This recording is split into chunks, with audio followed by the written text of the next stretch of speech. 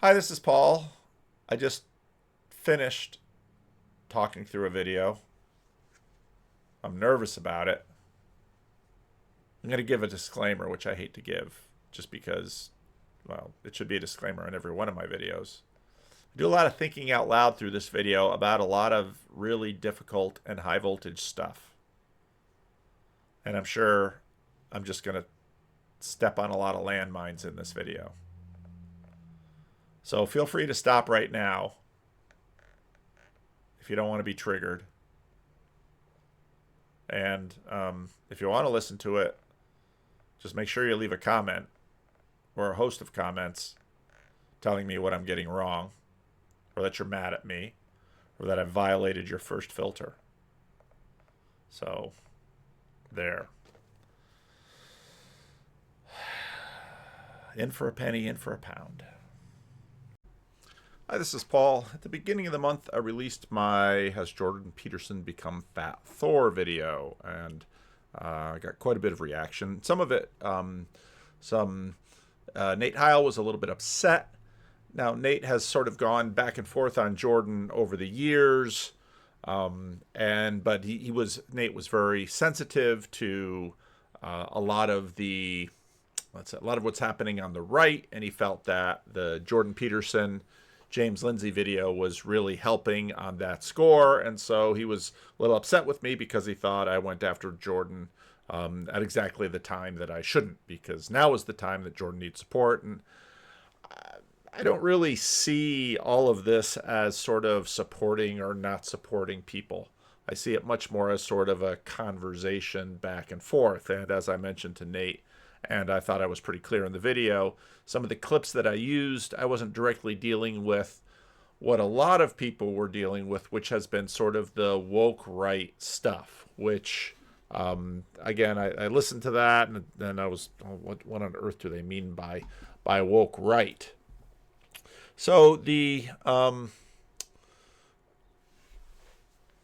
I sort of took my time dealing with this video, and there's a number of elements of this video that I won't deal with quite yet, because I think the difficulty in dealing with this whole business about the woke right is you really have to deal with a whole bunch of other things even before you get to it, which is so typical of me. Or are you complexifying it? It should be right or wrong. This is sort of a great example of this first filter past the gate.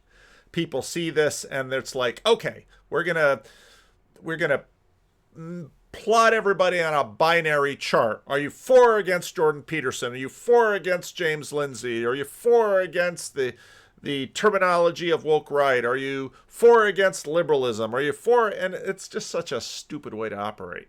And so I'm not going to operate that way because I think it doesn't actually get us anywhere. Again, before I talk about this video, which again, it sort of hit a nerve, and the nerve is because I think a lot of people have their filters, and I'm not even always sure that people know what their filters are about. They just know that something has triggered them, sort of like the Joe Rogan, Douglas Murray. Oh shoot, what was the dude's name? Smith. It's sort of like that video. Everybody's triggered. Well, while the gatekeeping conversation is a very important conversation, it's not an easy conversation. And I actually think that sometimes titling of Jordan's videos sort of wanders around a little bit because, again, you're talking an hour plus 2 hours or so with someone. They're going to talk about a bunch of things. And who's ever titling Jordan stuff, I think sometimes sort of wrestles with it. But this was titled exactly right. And the title has stuck. When does the right go too far? And the reason that's a great title is because he began sort of talking about, well, when does the left go too far? And so we see balance. Now, in my opinion, the caricature of Jordan Peterson early on was never terribly fair. I had always found Jordan to talk, especially in his early days, talk quite a bit about when both the right and the left go too far. And so I'm not surprised that Jordan would go this way. But now I want to just, again, briefly mention some of what is going on here, because I played some of this Liberty Lockdown video. And again, there's a lot of first filter going on with people. People are very reactive to this. And the focus of my Fat Thor video was all of the people beginning like he did, talking about, I really respect Jordan Peterson, yada, yada, yada. But, and then there's this little interchange that goes by. So I'll play it. Peterson didn't just become their defender. He didn't just become their mentor, their educator, but he also did so proudly. He actually was asked about this, and this is what he had to say. Incel being these weirdo loner men who are despicable in many ways. Is that you? Are you the intellectual hero to these people? Sure. Why not? Imagine this. Imagine that there's a group of individuals, about 4% of the population, thought the marginalized were supposed to have a voice, who have a set of personality characteristics that have been described as dark tetrad. People have been after me for a long time because I've been speaking to disaffected young men. Now, what a terrible thing to do that is. They're psychopathic, which makes them free of empathy and parasitical and predatory. How many people are dying for lack of an encouraging word? How do you keep the bloody psychopaths at bay? Right. And the conspiracy theorist mongers and the people who aren't trying to discover the truth, but who are using the conspiratorial edge, let's say. The grifters. The groypers, for that matter. Yeah. These incels. What does it mean? It's like, well, these men, they don't know how to make themselves attractive to women. And they're spinning up these conspiratorial narratives and writing on them and occupying them in this parasitical manner. It's very difficult to understand how demoralized people are. And certainly many young men are in that category. There's always been psychopaths. Those are the Pharisees, for example, that Christ points to, the religious pretenders. Those are the people who use God's name in vain. Well, God, And then there's these fringe people, and they're not political. They're psychopathological narcissists who cloak themselves in political guise. All these men who are alienated, it's like they're lonesome and they don't know what to do, and everyone piles abuse on them. Histrionic, narcissistic, antisocial, psychopathic, or they have dark tetrad traits. They're Machiavellian, they're sadistic. That's about 4%. Okay, so the question is, how do these people maneuver? And how easy it is to provide that if you're careful. Give credit where credit is due. And to say, you're a net force for good if you want to be. The psychopathic parasites, 4% of the population, who are clothed in your clothing and Right. waving your flags. Right. It's really something to see constantly. Invade the idea space, and then they use those ideas as false weapons to advance their narcissistic advantage. Do you believe you're a net force for good? In all the details? Probably not. Shout out to my buddies over at the System. Okay, so what that video shows, or at least I think a lot of people saw it as, here's a group of people that you may very well call deplorable. They have real problems. And how do you approach them? Do you approach them with shame and to ostracize them because you see that they have a problem, and in fact they're having a negative influence in the culture? Or do you approach them with compassion and figure out, how can we work with these people in a way towards transformation so that they don't do the kinds of things they're doing? And the argument here is that Jordan Peterson started out as someone who was willing to approach the deplorables and work with them, and hopefully work with them in such a way that they might be changed. And now Jordan Peterson is a gatekeeper, and he has listed these people as outcasts, and the only way to deal with them is to marginalize them and exclude them from society. And that's, pretty clearly the difference that he's dealing with there. And so, I spoke a little bit on Twitter about Okay, well, what is a Christian approach? Who are the sinners and the tax collectors here? Now, one of the things that happened in sort of the perpetual rebel cell is that people sort of read the Bible, and the sinners and the tax collectors are then the heroes. And the sinners and tax collectors aren't sinners because they're just misunderstood or mislabeled, and I don't think that's a defensible reading of the New Testament. The sinners and tax collectors are sinners and tax collectors. Go and sin no more, Jesus says. Zacchaeus promises to return the money that he had taken in his tax farming. And Jesus declared, and with the parable of the lost son, the son is restored. And so the point of Jesus is restoration. Now, part of where this gets complicated, and the focus of this video is not on this specific issue, but I will just name it. That, in fact, just take a little screen clip here. I might need that for something.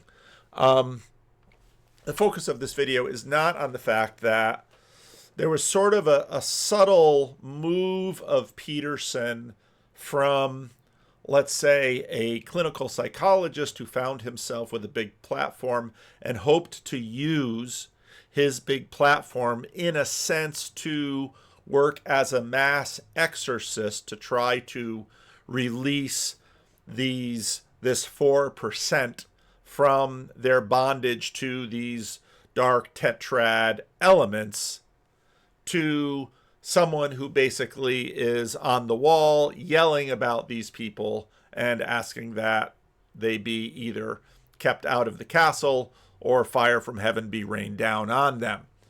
And there's a subtle shift in there, I think, with respect to psychology and redemption. You almost get the sense that, well, are these people victims of, let's say, by birth, they are in this dark tetrad, or by formation, they are in this dark tetrad, and they are irredeemable. Now, this isn't to say that all of them will be saved. And this I found to be a rather ironic piece of people who, on one hand, are sort of universalists, basically look at this group of people and say they can't be saved. And so while there's no kind of Christian condemnation of them to hell, functionally, in terms of what society should do, it's not far from hell.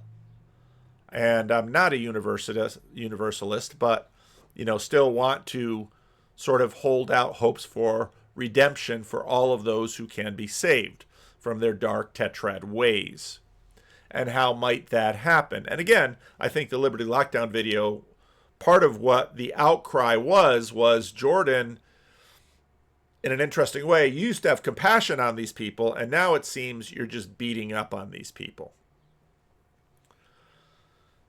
And I think there's a subtle shift from kind of an all can be saved posture towards the dark tetrad 4% to they can't be saved, so marginalize them because, well, they are reacting with anti-Semitism and racism, and they are digging themselves deeper into those areas, which I would agree. In many ways, I agree with a lot of what Jordan and James was saying here in terms of,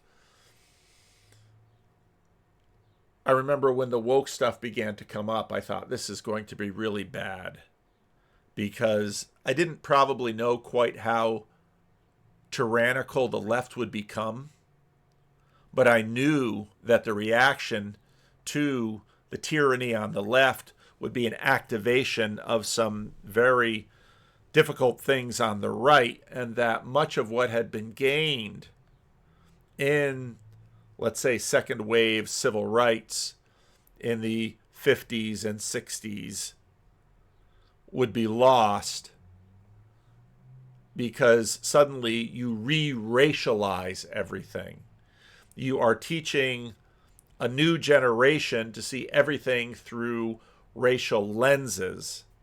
Now we're going to talk about that because, again, what I want to talk about is not so much the issues themselves in this video, but rather what really is the underlying bigger shifts, which are sort of the move from liberalism into post-liberalism. And so, when Nate sort of reacted early, and I thought he was pretty clear when he reacted early. He was noting that, and he said so on a live stream, which I recorded and participated in, that the Jews, and I would include many other ethnic minorities, have in many ways been the big winners from liberalism.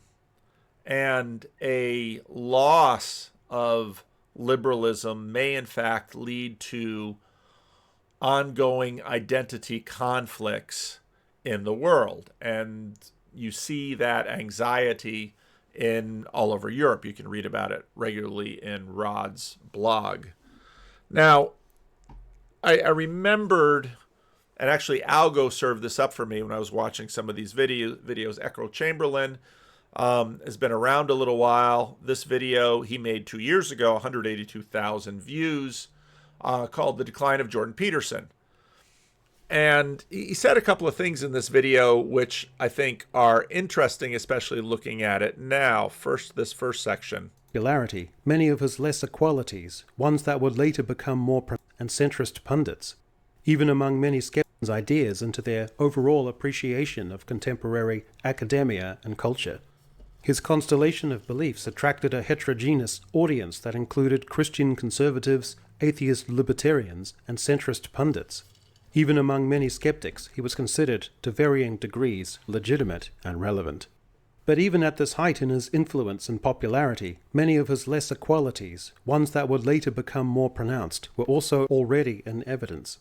A querulousness, an initial amenability and receptivity that would give way to a kind of crotchety standoffishness, and an absence of the qualities that made the likes of Gore Vidal and Christopher Hitchens so compelling. Rich satire and ironical self-awareness, witty turns of phrase, wilting comebacks, a raconteur's storytelling and timing. A pronouncement that feminists support the rights of Muslims because of their, quote, unconscious wish for brutal male domination, and an unwillingness to express any particular empathy towards trans people, to make any distinctions between them as individuals on the one hand, and as representations of a trenchant ideological and political discourse on the other. His contrarian stances on topics such as white privilege, the gender pay gap, and the enforced use of gender-neutral pronouns were seeing him demonized as an alt-right villain by many on the left. Nevertheless, during this high noon of Jordan Peterson's cultural influence, there were two significant appearances. One was at Oxford, where he held forth before a receptive audience in the heart of the academic establishment. And as I said already, I'm not an admirer, for example, of hate speech laws, even though there's plenty of hateful speech, because I think the best thing to do is to leave free speech alone as much as you possibly can. Not because that will result in the perfect conditions for free speech, but because anything else that you're likely to do is going to make it worse rather than better. The second, and for me the most crucial appearance around this time, was when he joined Stephen Fry in a monk debate against Michelle Goldberg and Michael Eric Dyson to discuss whether political correctness was an enemy of free speech. The collectivist narrative that I regard as politically correct is a pastiche of postmodernism and neo-Marxism, and its fundamental claim is that, no, you're not essentially an individual, you're essentially a member of a group. Be your ethnicity, and it might be your sex, and it might be your race, and that you should be essentially categorized along with those who are like you on that dimension in that group. And proposition number two is that the proper way to view the world is as a battleground between groups of different power. You view the individual from the group context, you view the battle between groups from the group context, and you view history itself as a consequence of nothing but the power maneuvers between different groups. It stood out as a unique opportunity, political correctness critiqued through an intellectual collaboration between a self-described liberal and Stephen Fry, who was trying to distinguish between the robust, relatable, and decent elements of liberalism on the one hand, and the strident, prissy, and flakier excesses of identity politics on the other. and a self-proclaimed classic British liberal in Peterson, challenging political correctness from the perspective of someone bristling at compelled speech and academic activism. The promise of such a collaboration and its effectiveness and coherence on stage was enormous. An ideological coalition that, if properly followed up on or expanded with multiple iterations of other partners and crossovers, could have shifted the needle in puncturing the pretensions and lessening the profile of identity politics and political correctness, and made the left, as a broader idea, more palatable to mainstream people. Now, again, it's really important that this is 2 years ago, and things have shifted, but I think Jordan's transformation has also been different. And I think the earlier fear that he would give way to some of his less effective patterns has come true in many cases. Yet at the same time, some of what, and I'm going to play a little bit more, some of what his other concerns were of Jordan then, and these are, of course, from somebody who has his own perspective.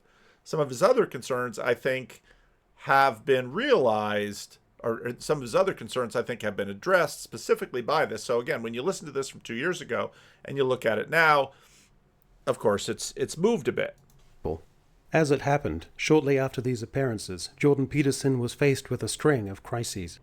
After his wife Tammy was diagnosed with a rare form of kidney cancer, he was prescribed benzodiazepines to calm his anxiety, only to find himself dependent and experiencing dreadful side effects, which caused an inability to stop moving, along with a sense of doom and suicidal thoughts. He was critically sick and in absolute terror, insomniac for weeks, was freezing and unable to get enough clothes on, his blood pressure so low he couldn't stand up. His return was gradual, but he found himself, in his own words, forgiven by his audience. "Here I am, this guy," he said. "I'm a clinical psychologist. I got tangled up with benzodiazepines. I'm talking to people about getting their house in order, and things collapse around me. The irony, it's almost unbearable." He approached his return with the hypothesis of including myself in the audience of reprobates to whom I'm lecturing. I don't assume that I abide by all these rules. There are targets for attainment, and hopefully that has protected me at least to some degree against the perception of undue moral superiority. In many ways, the harrowing experiences mellowed him and made him more philosophical, harking back in one interview to the years before the varied crises and public notoriety, when his life was full of levity and playing and joking around with his children. But by now, other impulses were already setting in. He had lost his luster as a contrarian, which, to a large degree, is reliant, as a trope, on a perception of redoubtable toughness and composure. His detractors found sufficient means to relegate him. In some quarters, he was being perceived as a bit of a spent force or an eccentric. He had written a follow-up to 12 Rules that, whilst containing some new ideas, are no doubt personally cathartic and a salve as an academic and expressive exercise, was nonetheless seen by many as him pouring in the same litterbox. He would sign up to a content distribution deal with conservative media company The Daily Wire, further placing him outside the mainstream discourse and emphatically cordoning off a left or centre-left audience who might retain some interest in his perspectives. In a novel by Alan Hollinghurst, one character laments of another. He has become more brutal, more sentimental. This is an apt phrase for Peterson, whose personality seemed to maximize, with him in interviews coming across as sentimental, maudlin, lachrymose, and easily susceptible to open weeping, but with his aversion and resentment toward woke ideology and activism also maximizing to hitherto unseen levels of invective and spite. Most clinching, his spite for perceived outrages and entitlement on the left led to him losing the intellectual underpinning of proportionality. He lambasts liberal politics in Western democracies, Canada in particular, but his criticisms of autocratic impulses and trends on the right, and America in particular, are dispassionate and nominal. His remarks on the Capitol riot, attempts to undermine democratic institutions with baseless accusations of fraud, are aloof, often with a grudging or somewhat disengaged mentioning in passing. Okay, so it's really interesting when you get there because now he's going after elements on the right. But as we already talked about, there's a question of, okay, how are you going after? And do you continue to be someone who is looking to exorcise the demons? Now part of the reason I use that language is one of the things I really liked about the James Lindsay, one of the things that Echo Chamberlain doesn't deal with at all is the major difference in Peterson with respect to what he's doing with the Bible. That's a major, he had touched on things before, and now he's sort of in it, but he's in it, and I spoke in the last video a little bit about it. Earlier he spoke less about the Bible, but the product was he made the Bible sort of seem to come alive for people to whom it was dead. And now there's a deadness about his use of the Bible. And I probably want to deal with that in a separate video, because I think there's more to say about it. And the deadness really isn't so much in the biblical seminars, but a lot of what's in the biblical seminars is from the other contributors that he has. And he has a lot of good contributors there. And it's also sort of lands because in many ways, the culmination of those seminars was supposed to at least initially come through in something like We Who Wrestle with God. And We Who Wrestle with God, it isn't that there aren't any helpful insights in the book, but the book is a bit of a mess. And so it's a super complex story that we're getting at. But to get back to the question of exorcism, one of the things I appreciated about this video was we're at a point now where the dark tetrad 4%, it seems that we can now more easily see that as a spiritual manifestation rather than simply a biological, chemical, medical prison.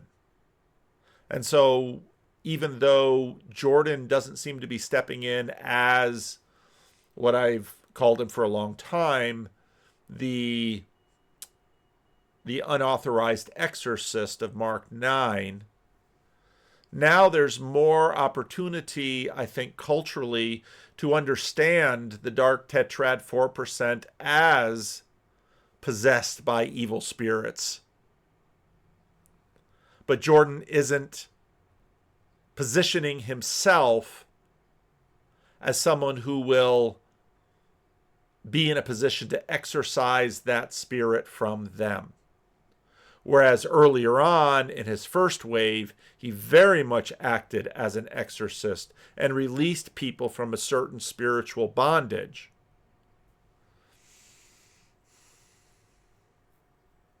And again, I really want people to get beyond sort of the flat first filter binaries with this. Jordan Peterson, good or bad? No. Jordan Peterson, just like me, just like all of us, has good and bad. And that isn't some false equivalency where we're all sort of samey. No. Jordan Peterson continues to have my respect, continues to have my love, continues to, but I think he's struggling in a way that he wasn't struggling before. And it would be nice to see him not struggle, but we all get stuck. And I don't count him out. I don't think he'll be stuck forever, but I think he's stuck now.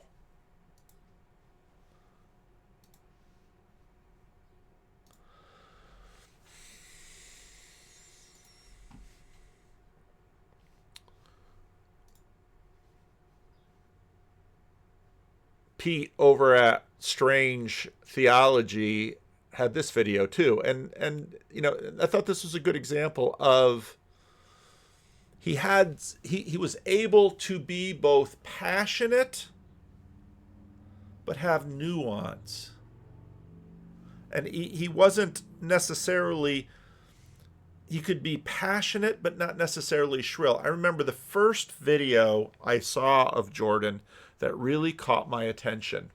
It was how carefully and I think powerfully and wisely he was engaging with students who were hating his guts. It was how he was, in that moment, loving his enemies that caught my attention. And a lot of that energy, we hear a lot about his enemies now, but I don't necessarily see the love and some of the, well, this is what Pete played. Pharisees who want to dress in religious clothing and obtain status and consequence, and they claim the beliefs, but really all they're after is attention. What's that on your jacket? Oh, this is Christian iconography. Pharisees who want to dress. You know, his use of the Bible, and again, I should probably do a whole video on that. His use of the Bible has become flat. Now, let me say a few things about James Lindsay. I talked to James Lindsay early on. You can find the video back in the back catalog. I like James. James has been helpful for me in a number of ways. James is a digger. And he tends when he gets excited about something to dig. I've been less convinced of his helpfulness as a synthesizer and as someone who is necessarily reading the room well. And again, that doesn't mean that I don't agree with him and Jordan that part of what the woke have brought up is, and again, Jordan said this very, very early on,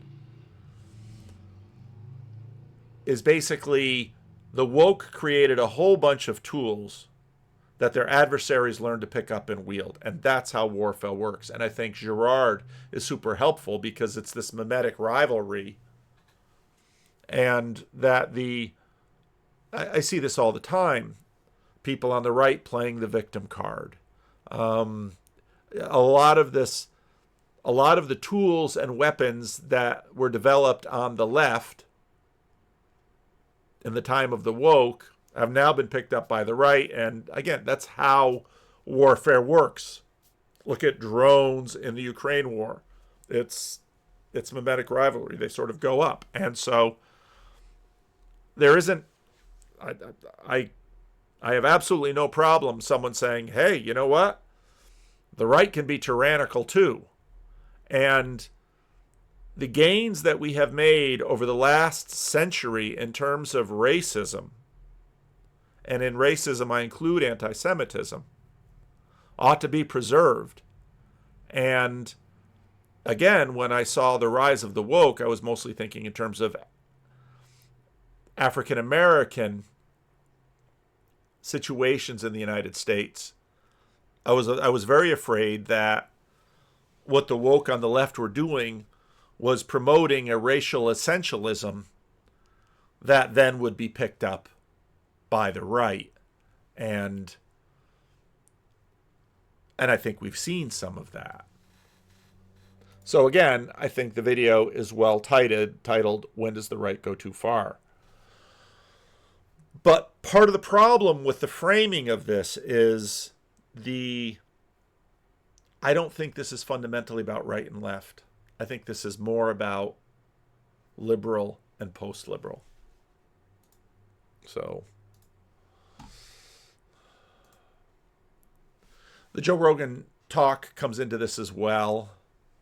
Again, if you look at Peterson in his last trip with Joe Rogan and compare it, let's say, to the first two or three, he doesn't have, well, Martin Shaw said it very well in my conversation with him. The energy has left the wine and the pastor slips as he leaves the church. But at the same time, and I think even this video validates that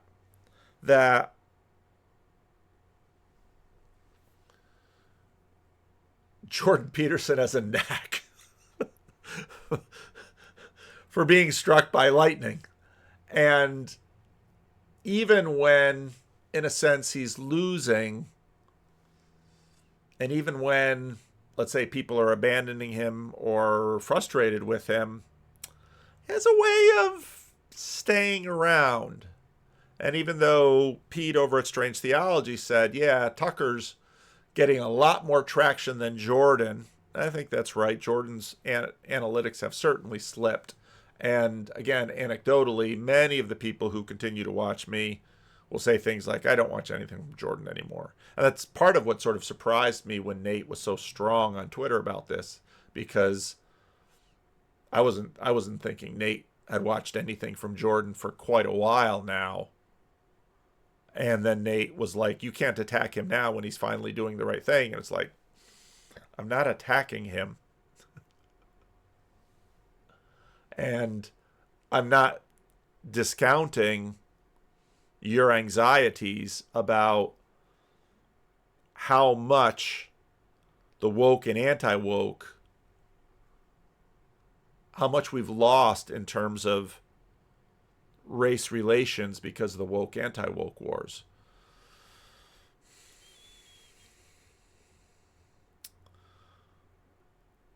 When hostilities for almost any reason erupt between people, grabbing the cudgel of race is almost always at hand if someone thinks it can help them in their fight, which may not have anything to do with race. Part of the problem of what we've done in the last 20 years is when you make racism the cardinal sin, anybody who wants attention knows how to get attention by saying a certain word or doing a certain thing. A year or so ago in the school district here, there was a lot of hubbub because someone had scrawled a racist epithet in a school in graffiti. And there was all of this people falling over themselves about, I have to be more angry than anyone about this just to show my bona fides. As it turned out, it was a African-American girl who did it. And this racial slur was against African-Americans. And you might say, well, why would she do that? Attention. It wasn't anything racial at all behind it. She wasn't hating her own people. She was angry. And I've used the example before, a friend of mine, a homeless guy who lived against my door year after year, when he'd get angry with someone, he would throw every sexist and racist epithet at anybody who got him mad. He misgendered and miscategorized my ethnicity. I don't know how many times over the years whenever he was angry with me. And I'd sort of look at him like, you know, if you really want to insult me or hurt my feelings or trigger me or get me angry, at least stay in the domain. I mean, you're just throwing everything at the wall and seeing what sticks. But once you create a cardinal sin, that cardinal sin will become a tool. And we've seen that. Let's talk a little bit about empire and back to lions and foxes. I was just listened to The Rest is History, an old episode on the Habsburg, which was quite well done. And it was done, the guest they had on was Edward Habsburg, the Archduke of Austria, even though there are like dozens of Archdukes of Austria. And he mentioned that he can't use that title in Austria or he'll receive a small fine. Modern empire has worked differently. And this has everything to do with the rise of liberalism. Now, ancient empires conquered, or in the case of the Habsburgs, married and used titles. But the Habsburgs are, even though they come around in sort of the late medieval period, much of their power and rule was in the early and middle modern period. Emperor conquest was parallel to gods at war. Religion of Israel, part of what's so stark about the Bible is that while there are references in the Old Testament about the God of Israel being victor over all things, it doesn't look like the kinds of gods at war that you see in all of Israel's neighbors. The Lord isn't enthroned over the world like all the other gods are. You have the Elohim. There's a lot going on there. But one of the stark things about the religion of Israel is that it is quite different with respect to this. And again, you can watch Christine Hayes and the Meta-Divine Realm and stuff that I've covered in many videos. In terms of ancient empire, generally speaking, the ethne, the nations, are made to bow in a hierarchy of ethne. So, for example, when it comes to the Roman Empire, the reason that the Romans are on top is because their gods are stronger, the Roman way is better, and then the people are sort of on down the hierarchy with respect to that empire. In an ancient empire, divine right makes might and right. We'll say it that way.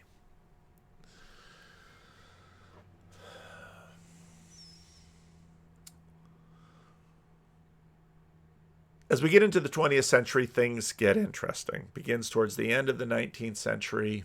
You have the Christian colonial powers.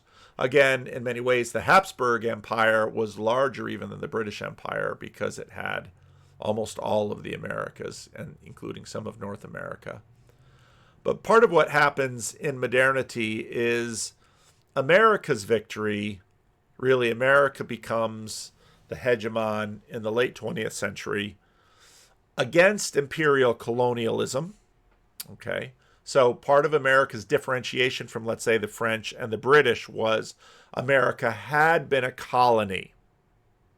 And so America was ostensibly anti-imperial. Now, America had a colony in the Philippines, sort of had a colony in Puerto Rico. So it played in that a little bit, but it was always cross-pressured and conflicted.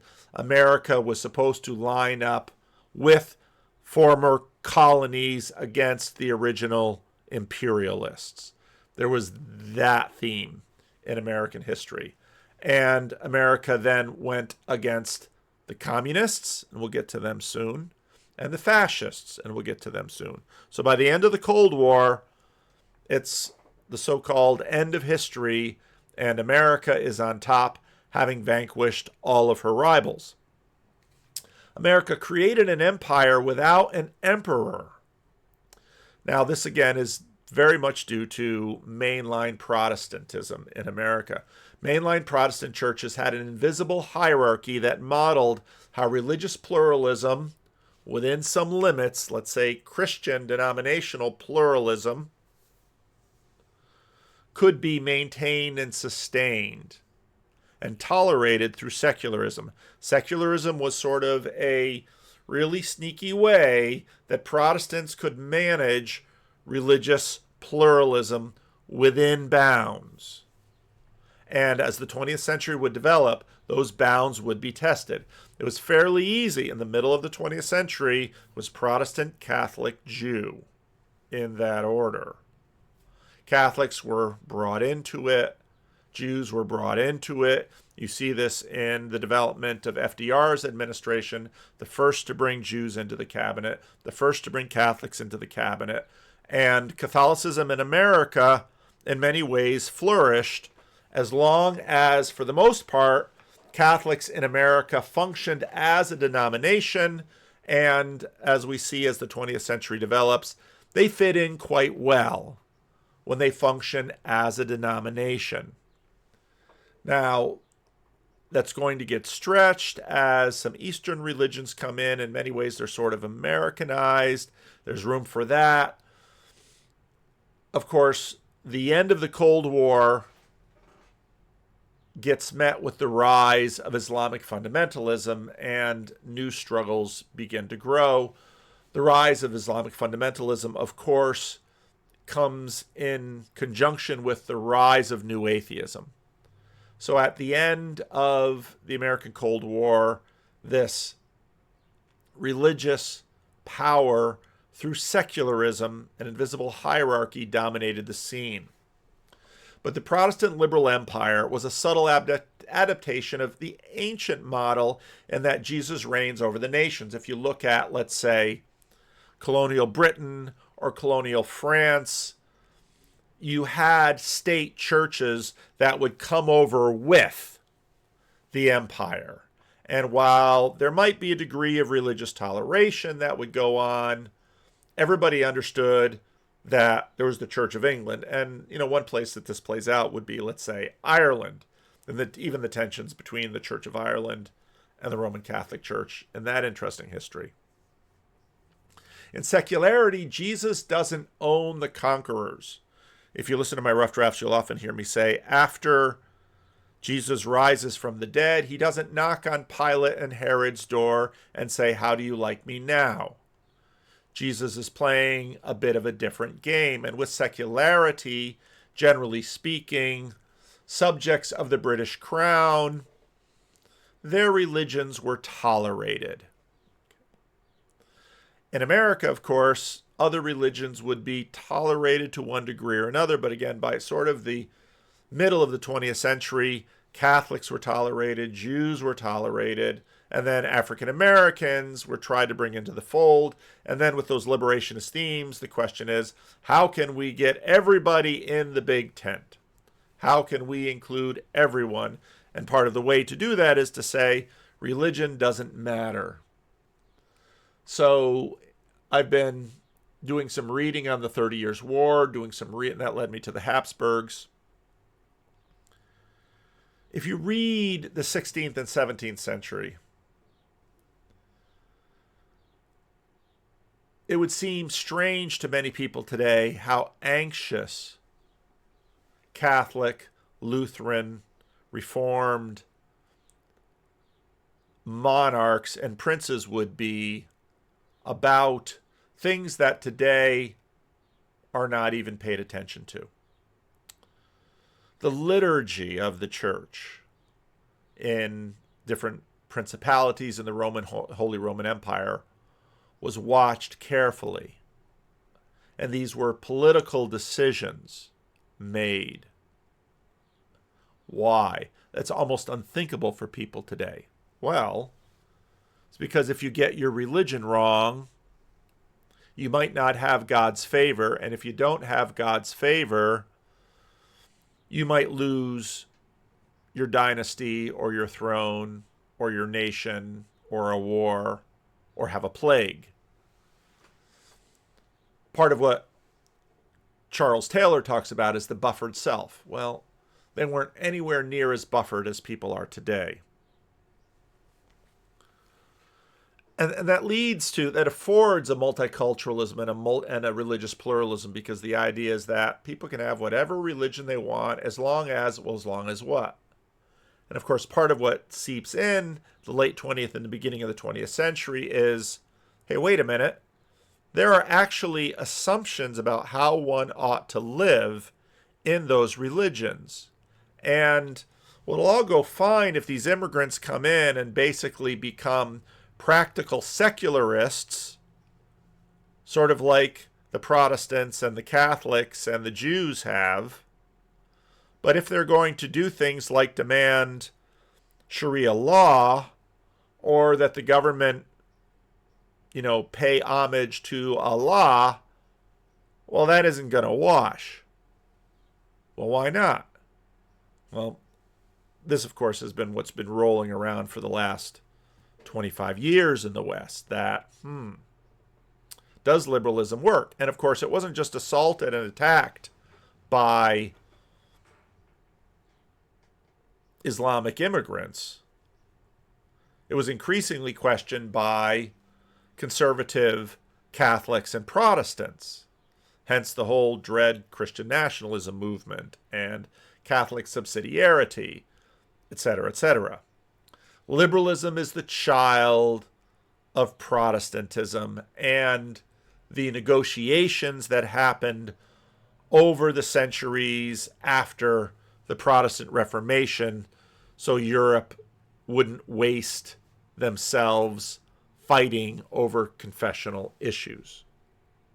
And the product of that was sort of the modern Fox Empire. As we've gone on, we've seen that, hey, wait a minute, liberalism depends on Christianity.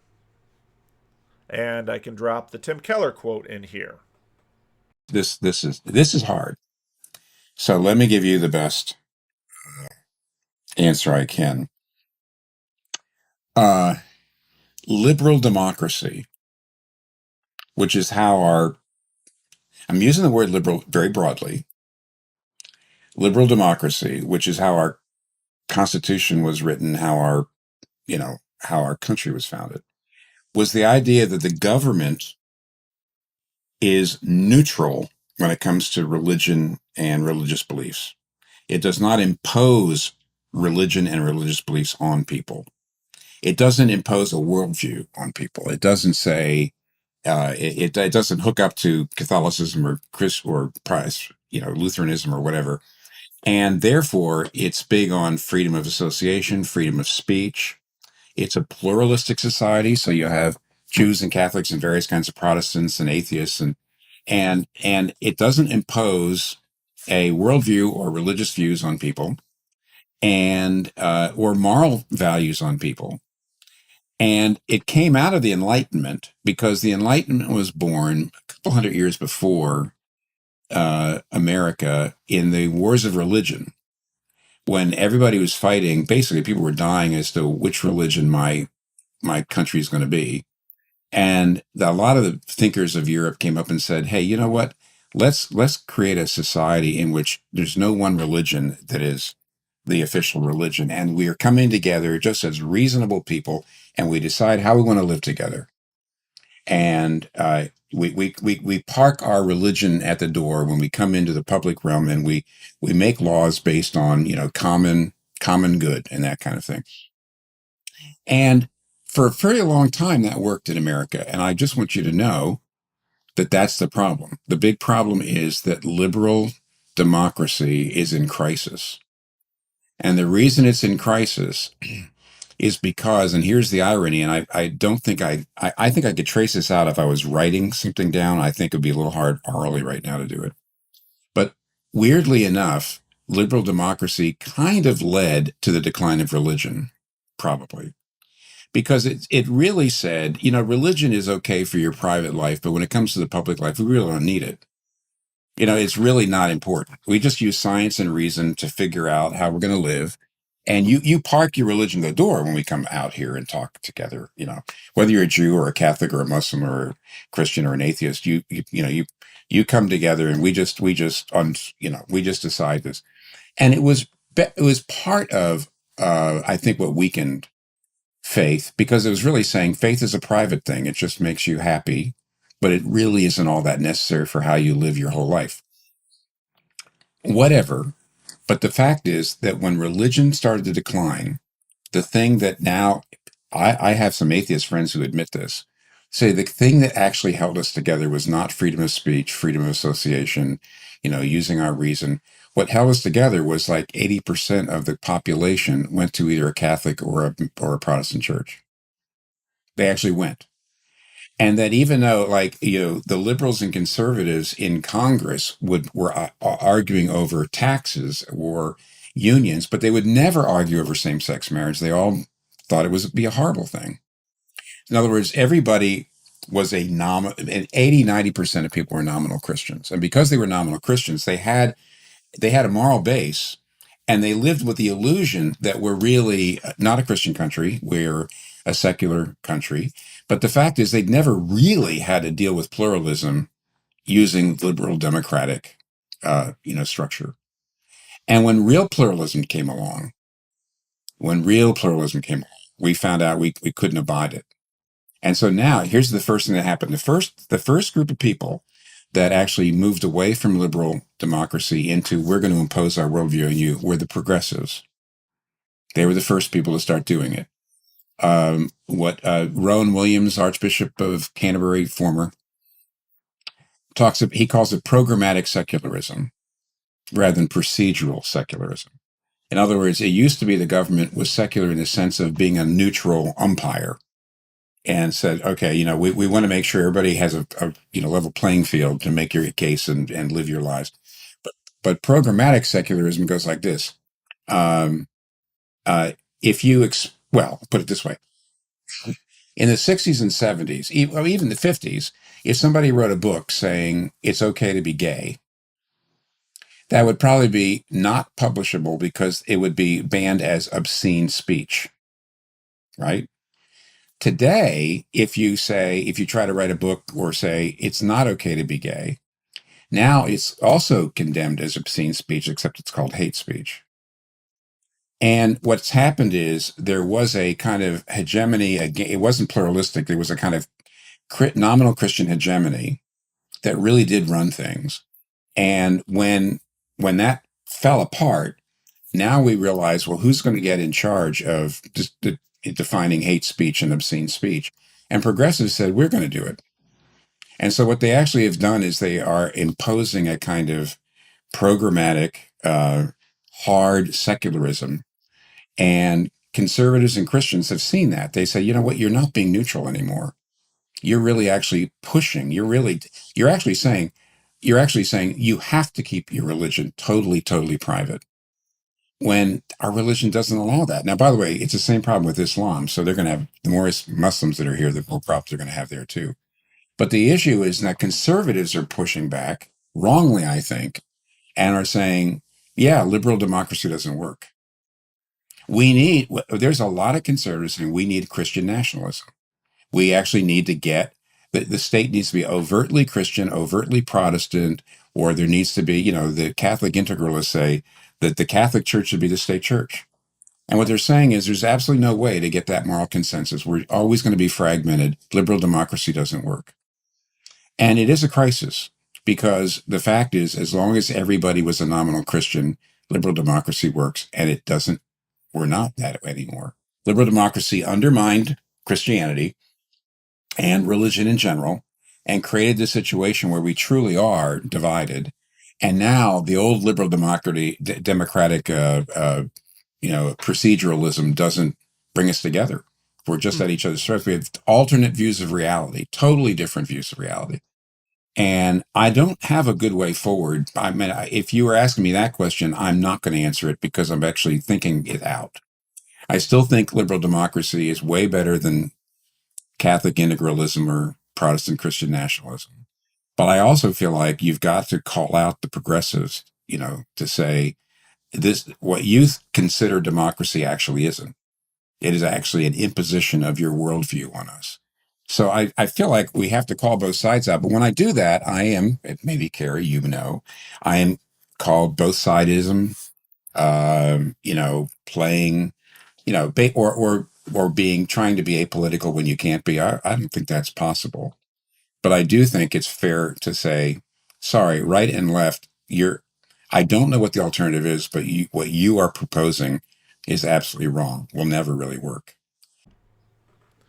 When Christianity goes away, liberalism seems to stop working so well, which leads many others to begin to say, well, did it ever work well? And, well, it depends. A lot of the Protestants thought it worked well, and a lot of Catholics and Anglicans and Orthodox were sort of too far out of the mix to really look at it, but they'd say, yeah, it works well enough. And in fact, liberalism has brought a lot of things that resolved questions way back when. And again, if you look at sort of Jordan Peterson, peak Peterson, I'm a classical, I remember he was attacked early on. I'm not a conservative, I'm a classical liberal. Well, now he's more of a conservative. Well, fair enough. The context has changed. As long as there's enough functional Protestantism in the Lion Empire never really went away. America was the lion who wore fox clothing. And only now and then, the fox cloak would be pushed aside and a big American claw would come out and say, no. Saddam, no. Far more tolerable to sit at a round table, even if Arthur is the lion. But the U.S. wins the Cold War, liberationist movements compile, and invisible Protestant consensus on a variety of things breaks down. The progressives grasp programmatic progressivism or programmatic liberalism, replacing the procedural liberalism.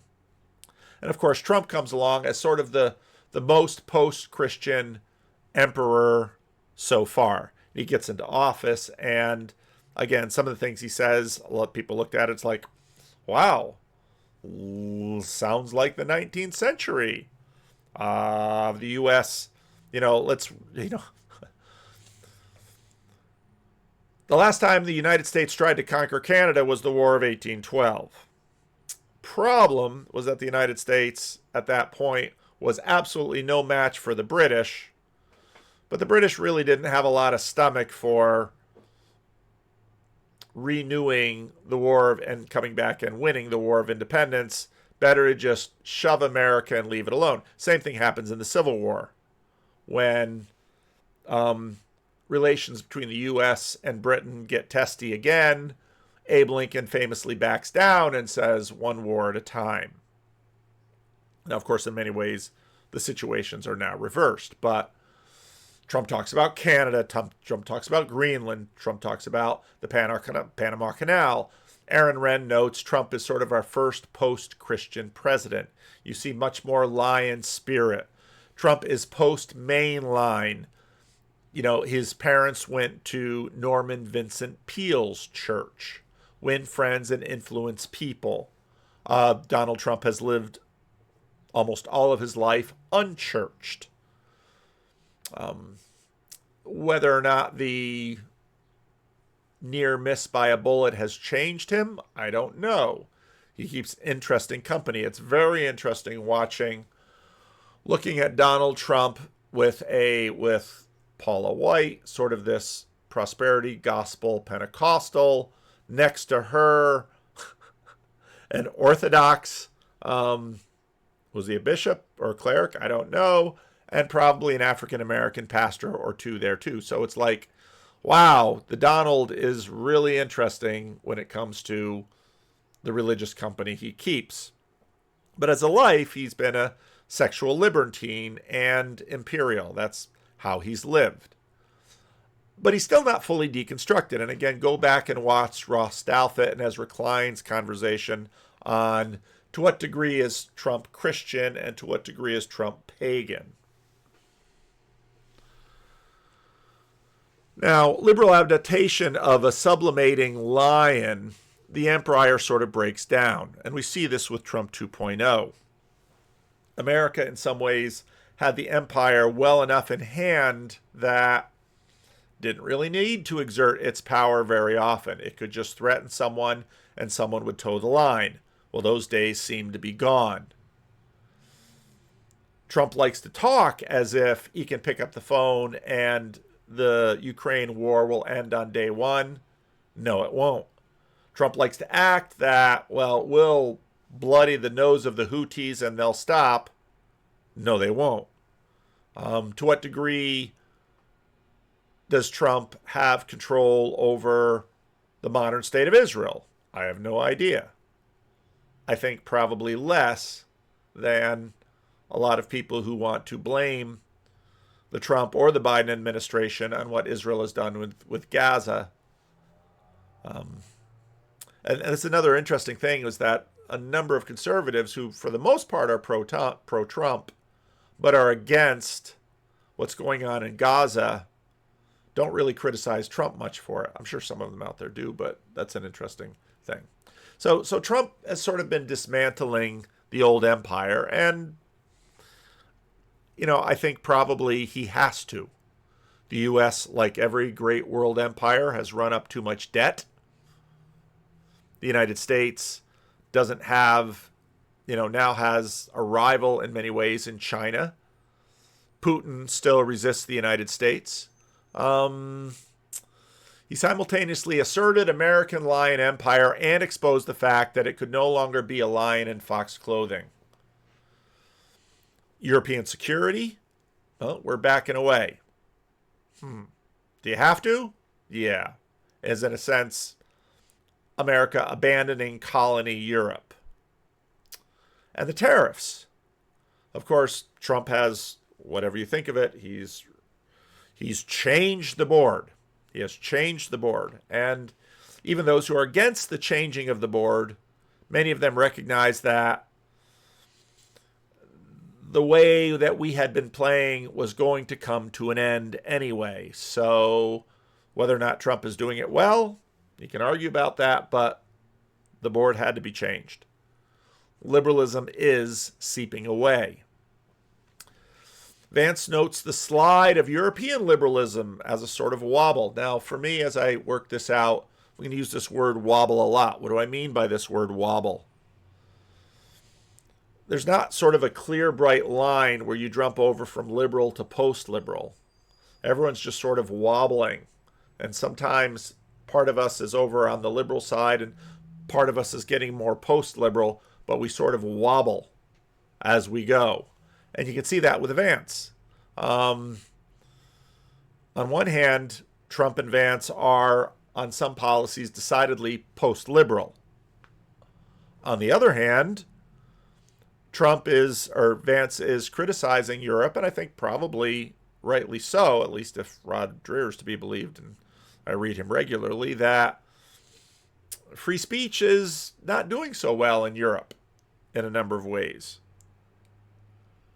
And the Roman Catholics are making Protestant liberal points. Now, I'm going to hold off on that right now. I'm not sure about that. So we see this liberal post-liberal wobble. And we want the fruits of liberal triumph. Most in the middle are saying we don't want the racial essentialism of the woke, but we don't want sort of old-style racism of that other variety too. We don't want that coming back in the door. Well, a lot of the success made over racism, and again, I include anti-Semitism in with racism, is a product of liberalism. So and the same goes for less warfare between religions. Now, of course, the conflict between India and Pakistan is not simply a conflict between Hindu and Islam, but that's in there too. Liberalism, in a sense, brought an end to ethne warfare. You had subjugation and cleansing, end of ethne warfare, end of ethne subjugation, and ethne cleansing. And again, it was sort of ironic that the post-liberal woke left opened the door, and the other side looked at it and said, oh yeah, we'll agree with that, and we'll go for that. And so the fox clothing is pretty threadbare. On Twitter, Strawn pointed me to a conversation between Benjamin Boyce and Sargon of Akkad. And Ben had basically mentioned, yeah, the whole woke right thing, it's probably not a great label. I found James Lindsay very helpful. Again, he's a digger in helping me understand a number of years ago, okay, what's going on with this wokeness?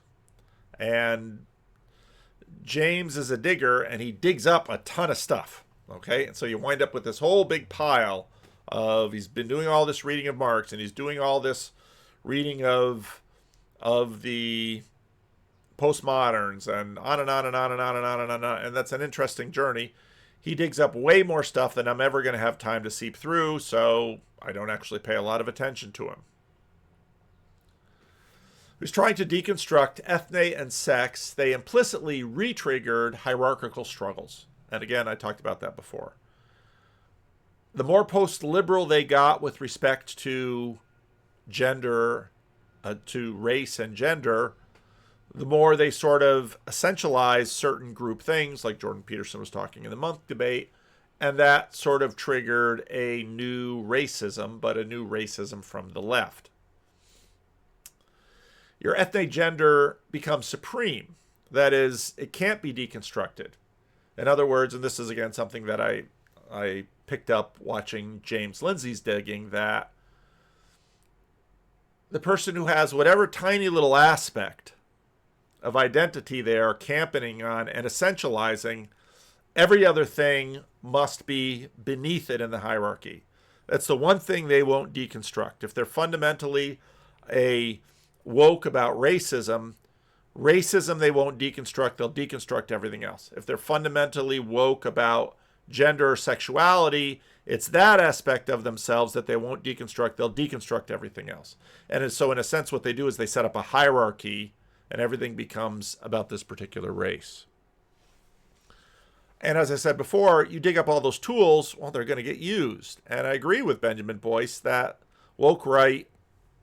Okay, so you're watching people on the right basically do similar things to people on the left. Okay, you can call it woke right, but it's a clever turn of phrase, and it very much sort of re-raised James Lindsay's stock in the attention economy.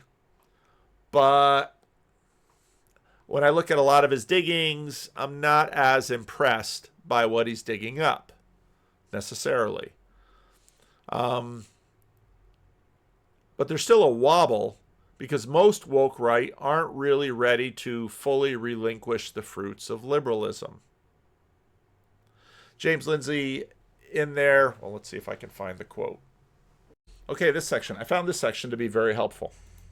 What you have in that same paragraph, so you have Marx saying that what we're going to do is get back to our state of nature. But we're not going to go back. It's not going back. He's just discussed Babeuf and the failure of the French Revolution commune model. That it was all low end. It was, grubby. It was dirty. They had no high culture. They had not the same as Hitler's interest. No high culture. He says this is wrong. We're going to have a transcendence. So we're not going to go back to state of nature. We're going to transcend. And all he's doing is rehashing Rousseau, which had passed through Hegel and Schiller.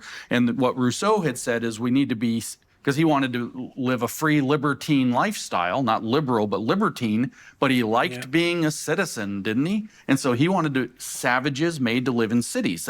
In the French, however, but that's what he literally called them. Savages made to live in cities. That's the completion of man. The omega of man, alpha of man is the primitive communist. The omega of man is when you reach the point where you have the same sharing attitude and liberated lifestyle as the beginning, but now you have all the high culture and benefits of all the production in between. So it's a and I think he's right. Now, when we talk a little bit about Marx and a little bit about fascism, there's very much sort of a naturalism happening in both categories. And I think the critique he's making there is also true of when I look at a lot of the post-liberals. Okay, it's one thing to critique liberalism. There's a ton of stuff that you can critique in liberalism. It's a whole nother thing to construct a working post-liberal community that will actually scale. Because part of what we're dealing with now and all of the fragmentation that we see is that I think Dreer was prescient with his Benedict option, but we can't re-balkanize the world into tiny little functional or dysfunctional post-liberal communities. Liberalism scaled globally through secularism. I really haven't seen, if to whatever degree post-liberalism flourishes, it's going to have to work. And I see a lot of people that want to say, well, okay, let's make Catholicism great again. Let's orthodoxy, let's make orthodoxy great again. All right.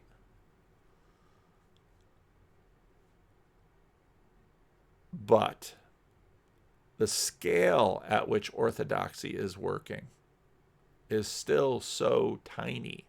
And now people will respond, yeah, but we'll be there in 300 or 400 years. Oh, okay. Just given how much life has changed in the 60 years I've been on this planet, it's an audacious thing. It's an audacious claim to say you're going to triumph in the next 500 years. especially when, to what degree is orthodoxy triumphing in its homelands now? Part of what is interesting in America in terms of the numbers of orthodoxy is that you've got immigrants from Orthodox countries, and this is a classic immigration pattern, some of whom will stick with the faith and sort of Americanize in it, but a lot of others will leave it. And the Catholic Church, that has had a position of enormous preeminence in Europe and has grown dramatically in America, well, just watch the view of three of those panelists have Catholic's roots. One basically says she's an ex-Catholic, another says she's a bad Catholic, and the third said she's a committed Catholic who is concerned because the Catholic Church doesn't seem as pro-LGBTQ plus as the Disney Corporation. And it's like, how would you be a faithful Catholic and not know this? Well, I'll leave Cale Zeldin to answer that question.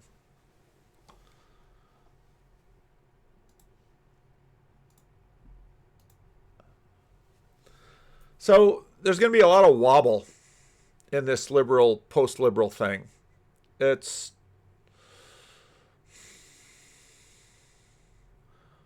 is going to take a long time because liberalism didn't grow in a day, and it's been working, not perfectly, for the last few centuries.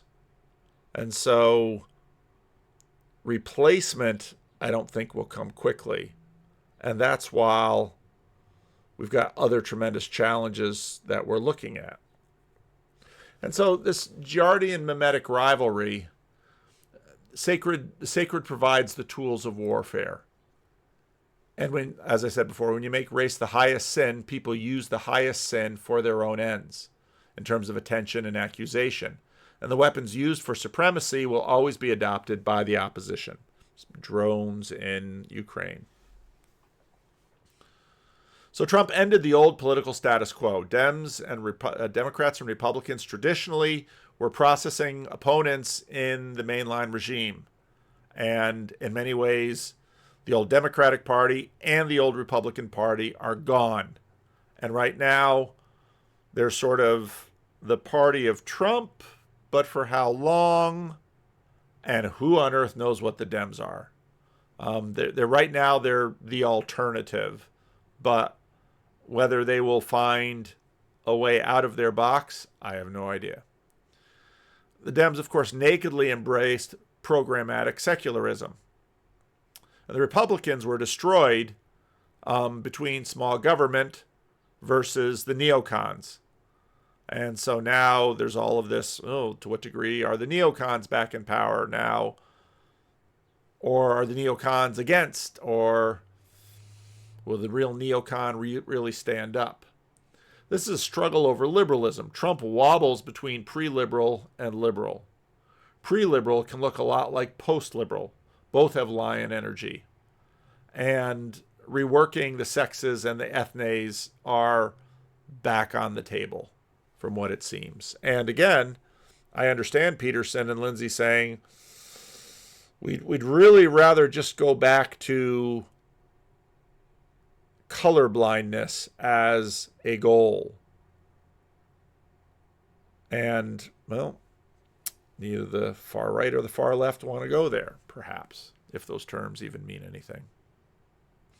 Both Jordan Peterson and James Lindsay want to preserve liberalism. I think Lindsay is a better researcher than a synthesizer. Marxism is an early post-Christian variant of some very Christian dreams. We're getting towards Pentecost, where people will be reading Acts 2 and Acts 4, where the Christians share everything in common. And, okay, fair enough. And James Lindsay will talk about that. But I think James Lindsay is also right in saying, well, as Animal Farm says all men are equal, but all animals are equal, but some are more equal than others. And that certainly proved true in communism's attempts. And communism just basically doesn't consider Augustinian human nature. Fascism is a wobble. You've got anxieties about Fox energy. You've got industrial anxieties about nature and radical environmental and naturalism. You know, it's so interesting if you do any reading at all into Nazi ideology. And again, I think James Lindsay is right on a lot of this stuff. He's a better digger than a synthesizer. Social Darwinianism sort of took hold, and that's part of what died in the Second World War. That's part of the reason America really wanted to get post-racial and worked a lot on its history with respect to African Americans, after it had done some work with Catholics and Jews. But there's sort of a negation of the heavens and the earth vision where the lion and the ox lay down together.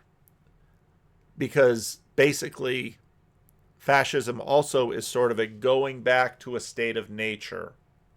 And you remove all of this Christian stuff on top so that the strong can dominate and subjugate the weak. And when the world is that way, it's in proper order. And fascism was pretty strongly repelled in the Second World War. But as Tom Holland noted many times, it's cousins of environmentalism. And so, but it's really a social Darwinism married to an environmentalism, married to some concepts of a political environment. And this gets to, why is Israel such a flashpoint? And this is what is so interesting about this. Because all of this energy is about the Israel-Gaza war. Now, this actually gets theological, because you have to continue to follow Protestant theology. So I'm now reading Jason Staples' second book, Paul and the Resurrection of Israel. Found his first book to be quite compelling and very interesting. In his second book, in the introduction, see, this gets into how Christianity fundamentally changed the ancient world with respect to a number of things. Because part of what's interesting in the Old Testament goes all the way back to Exodus, to a degree Genesis. Circumcision was a way you could turn non-Israel into Israel. Right away, you had an exclusion to the ethne trap. But it's there, but it's not always up front. And this really comes to a head when it comes to Paul. Early, so Protestant Reformation, you basically have the Protestant reformers basically look at the Catholics and the Jews and say, they're all legalists. It's all works righteousness. And a la Luther, we read Romans, saved by grace through faith, no more works righteousness. And, there's a reading of Paul. A little over a century ago, Albert Schweitzer suggested that providing an explanation for how a small Jewish sect proclaiming a rabbi from the backwater town of Nazareth to be Messiah of Israel so quickly transitioned to a movement primarily involving non-Jews was the great and still undischarged task which confronts those engaged in the historical study of primitive Christianity. The primary task, Schweitzer said, is to define the position of Paul, the Jewish teacher who declared himself apostle of nations and Gentiles, and insisted on the inclusion of non-Jews as equal members in the members in the community of Jesus followers. Despite significant advances over past centuries, the position of Paul has remained difficult to define and has been subject to significant scholarly reappraisal in recent decades. Paul's distinctive insistence on the inclusion of uncircumcised Gentiles, that is, non-Jews, as full members of communities devoted to following Jesus as the Messiah of Israel, serves as a key pivot point in the transition from a small Jewish sect to the primarily Gentile movement a generation later. But the rationale for that inclusion and how it fits with God's plan for Israel, as Paul understands it, has continued to engender considerable inquiry and debate. That is not to say that no progress has been made. As much as could be taken for granted in Schweitzer's day has been weighed and found wanting. For example, a generation ago, most scholarly work could presume a traditional, mostly Protestant view in which Paul understood Jesus to have abolished the Torah, resulting in the universal law-free message of justification by faith, as opposed to Jewish legalism or works righteousness. That is, the idea that one must observe the Torah to achieve God's favor through one's righteous works, a task Paul allegedly found onerous and impossible because of his conversion to Christianity, both in quotes. In this model, the inclusion of Gentiles in the new Christian community is therefore a natural outgrowth of Paul's realization that salvation could not be achieved through obedience to Torah, which Christ abolished, but is instead freely available to anyone who believes in Christ without regard to works. Subsequently, non-Jews now have the same access to salvation as Jews. There's that word, salvation. You gotta watch that word. Whose legalism and works righteousness provided a foil for Paul's universal message. In this model, Paul's new Christian religion has superseded Judaism, and the church has become true Israel, effectively replacing the disobedient Jews who had refused the gospel. Though this reading has by no means disappeared, it can no longer be taken for granted because of many faults found in its foundation, most notably an alleged opposition between Jewish legalism and Paul's message of grace and justification by faith. First, as Christer Stendhal famously pointed out in Paul and the Introspective Conscience of the West, the apostle gives no indication of having a guilty conscience or having any difficulty keeping the Torah, a view Stendhal identifies as having derived from Augustine rather than Paul. Instead, Paul had a rather robust conscience, declaring that he had been blameless with respect to righteousness, which is in the Torah, Philippians 3:6, and continuing to emphasize the importance of obedience throughout his letters, warning his hearers that all will reap what they have sown, Galatians 6:7-8, and will be judged based on works, 2:6-11. It is therefore unlikely that Paul arrived at the doctrine of justification by faith in opposition to obedience to Torah, and then included that Gentiles could be included on that basis. Then, even more significantly, E.P. Sanders' landmark Paul and Palestinian Judaism, 1977, demonstrated that Jewish beliefs and practice in Paul's day did not resemble the traditional legalistic image presumed by Pauline interpreters, making works righteousness an implausible foil for Paul's gospel. This more robust understanding of the Judaism of Paul's day led to a new perspective on Paul's gospel. Nevertheless, most proponents of the new perspective have still operated from the assumption that Paul must have found something wrong with Judaism.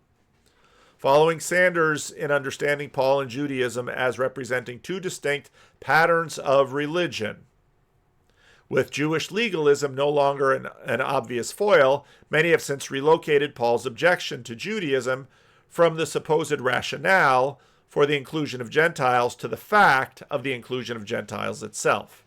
That is, Paul rejected Jewish instances of ethnic identity as a necessary component of membership among God's people in favor of a radically inclusive Christianity, exemplified in his declaration that in Christ there is neither Jew nor Greek, Galatians 3:28. Essentially, rather than rejecting legalism, Paul's gospel is based on a rejection of racism. And the core of his gospel was, in N.T. Wright's words, grace, not race. James D.G. Dunn explains, For the Judaism which focused its identity most fully in the Torah and which found itself unable to separate ethnic identity from religious identity, Paul and the Gentile mission involved an irreparable breach. At its historical heart, Christianity is a protest against any and every attempt to mark off some of God's people as more holy than others, as exclusive channels of divine grace. In other words, back to sinners and tax collectors, you're no better than sinners and tax collectors. Maybe so, but it's not necessarily saying they're not sinning. Jesus exalts in the repentance of Zacchaeus. Jesus, aghast, goes to eat at the deplorable house of the deplorable man Zacchaeus for his redemption. This model does have the advantage of not setting Paul against the imaginary anachronistic boogeyman of legalism, but it lacks one strength of the traditional reading: a plausible explanation of Paul's objection to ethnocentrism.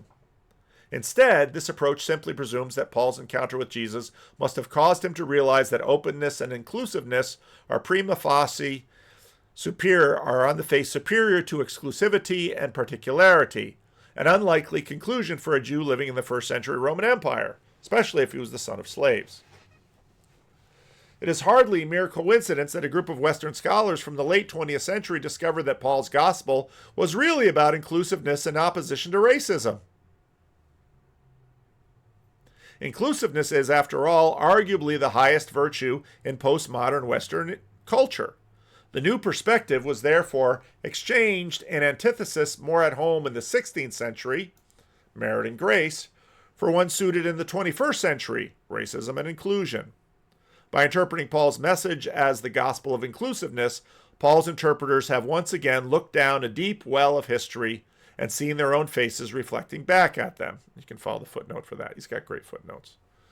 Moreover, by trading legalism for ethnocentrism, much new perspective scholarship ironically and unfortunately represents a retreat to the anti-Jewish tendencies of the pre-Schweitzer Pauline scholarship, effectively portraying Paul as the enlightened apostle of modern liberalism, embracing exclusive and progressive ideas over and against regressive Jewish particularism. That Paul's gospel amounts to a rejection of particularism is also difficult to square with the troublesome fact that Paul himself established groups set apart by and to the God of Israel. Inasmuch as Paul's own groups had clear boundaries and expectations of insiders in distinction from outsiders, Paul does not reject particularity in principle. The dispute between Paul and his opponents does not pit particularism versus inclusion, nor does it call into question whether there should be particularist, exclusive people of God at all. Instead, the debate concerns the proper location of the boundaries for inclusive community of God's people. And although many have assumed Paul found something wrong with Judaism, leading to his conversion to Christianity, again, a la Tom Holland, as if these are two sort of distinct things out there that Paul will be sort of show allegiance to, Paul presents his transition as a revelation and a call from Israel's God in continuity with the theological framework he had previously embraced. Paul never presents himself as having departed from Israel or having created something entirely new, instead declaring, "I too am an Israelite," Romans 11:1, and continuing to treat the Torah and Israelite prophets as authoritative scripture. So if you keep following this along, you're going to see that, okay, what do we do with the ethne? And, oh shoot, what video was I watching that was touching on this? What you begin to discover is that this whole ethne business is by no means as simple and as easy as the people on both sides who sort of want to essentialize ethne. And it's by no means quite so clear-cut biblically. Because again, sort of the difficult question is, well, Paul, if there's already a way to turn someone from a Gentile into a Jew, at least a male, via circumcision, and his family through him and the circumcision of all the sons, why then does the early church say, Acts 15, which is my text this week, which I have to write a sermon on tomorrow, don't have to hold them to circumcision? That's a super interesting question. But that's, of course, what happens. And, of course, baptism replaces circumcision as the ceremony. And, yeah, if the one group over here says you have to be circumcised, and the other group over there says, no, you just have to undergo a ritual bath. Yeah, you can see the advantage that the one group will have over the other, but that's not the whole thing, obviously. So where that leaves us is,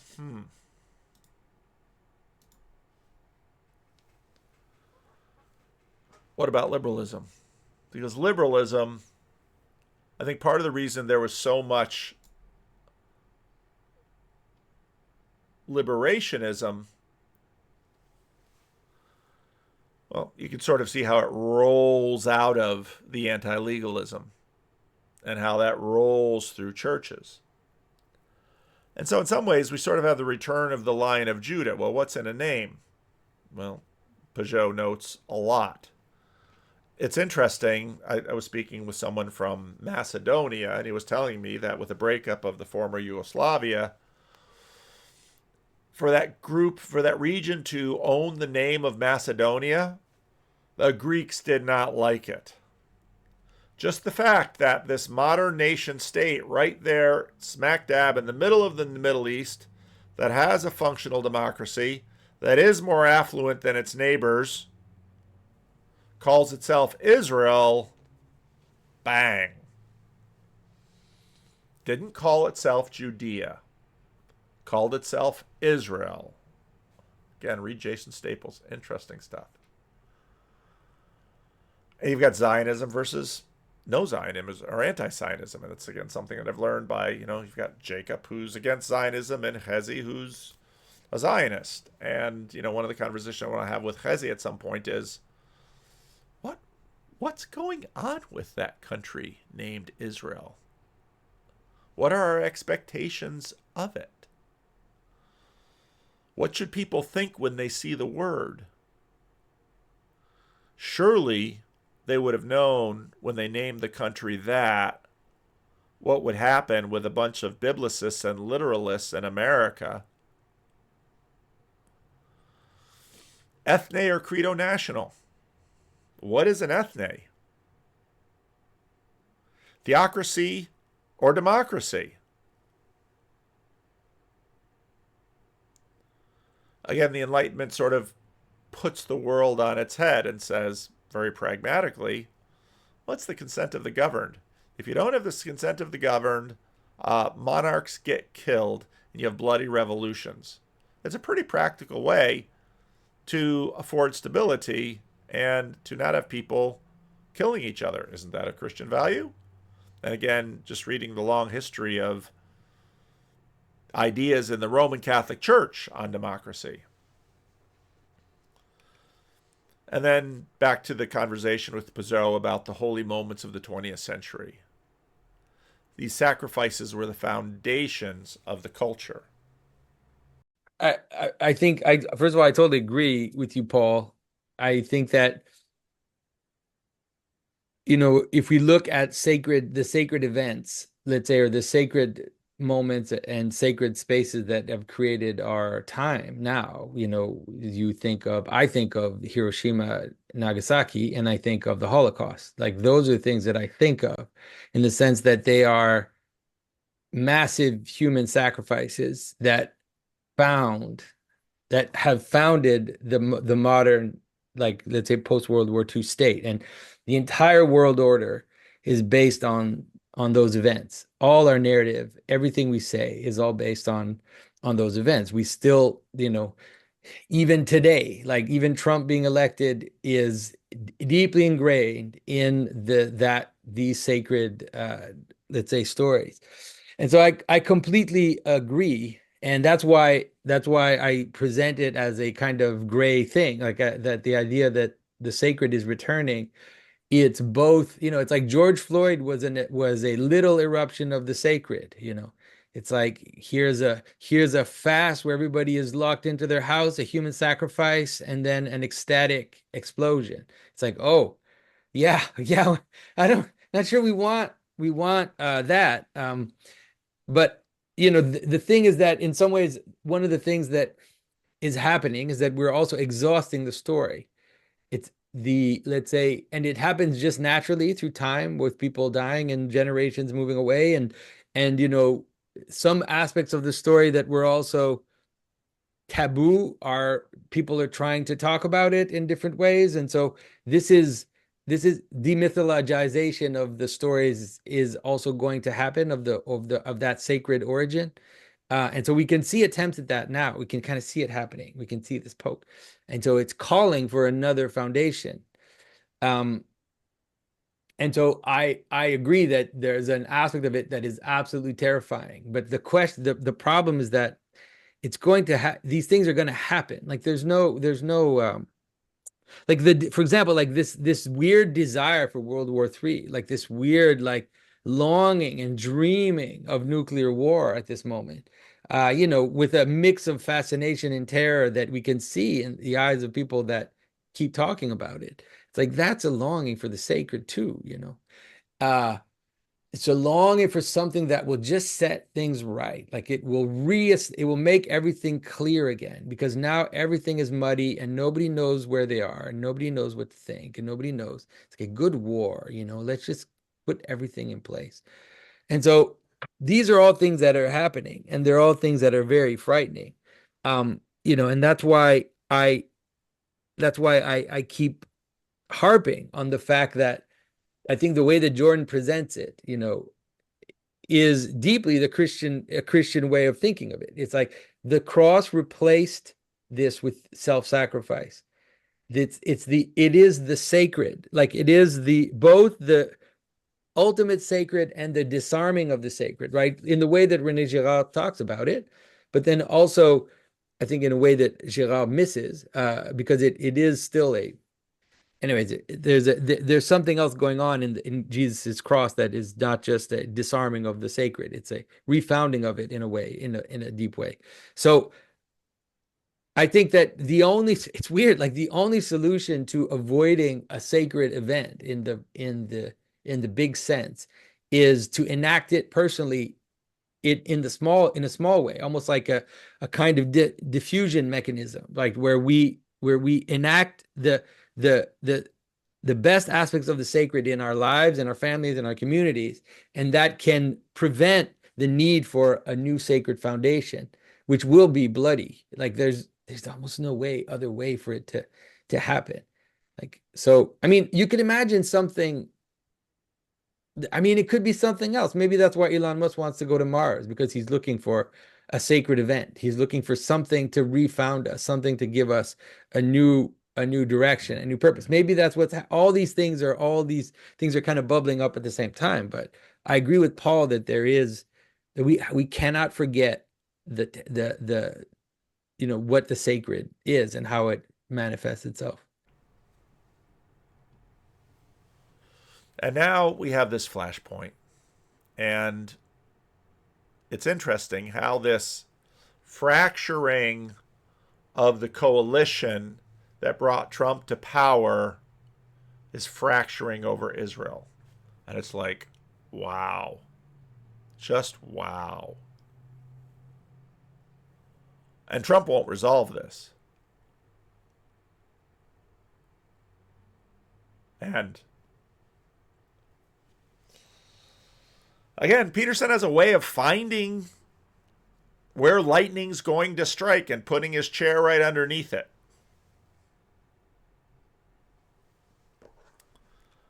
And so what we're seeing basically in that conversation is this wobble, this liberal, post-liberal wobble, where what does this mean?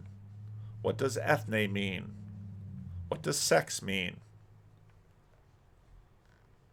How can people live together and prosper with a minimum of bloodshed and tyranny? Boy, this is a messy video that, you know, I feel like I just sort of walked through a minefield, and some of them will probably blow. But hopefully it's boring enough that most of you stopped listening by now. But I'm just trying to think this stuff through out loud and get an understanding. So maybe we'll put a disclaimer at the front. Maybe I won't post it. I don't know. I'm sure you'll leave a comment. Midwestuary 2025, August 22nd through the 24th in Elmhurst, Illinois. A weekend you won't want to miss, with special guests Cale Zeldin, Paul Vanderklay, Rod Dreher, Elizabeth Oldfield, John Vervaeke, and Jonathan Pajot. Midwestuary 2025, the Fellowship of the Spirit. Stay tuned for more details. Visit us at midwestuary.com for ongoing updates.